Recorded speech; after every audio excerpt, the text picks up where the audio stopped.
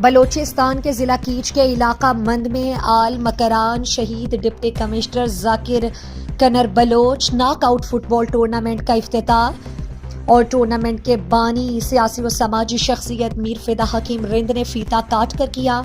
Match کے مہمان خصوصی میجر ایف سی متین اور حاجی عبدالرزاق تھے۔ ٹورنامنٹ کا افتتاحی میچ مند کمبائنڈ اور مرحوم ماسٹر عبدالحکیم گومازی فٹ بال کلب کے مابین کھیلا گیا۔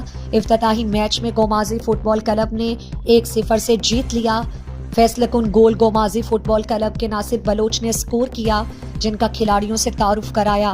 ٹورنامنٹ کے افتتاحی میچ میں علاقے کے معتبرین، معززین اور مختلف طبقہ فکر سے وابستہ لوگوں کی کثیر تعداد نے شرکت کی، جبکہ اس موقع پر مند فٹ بال کمیٹی کے صدر وحیم جان بھی موجود تھے۔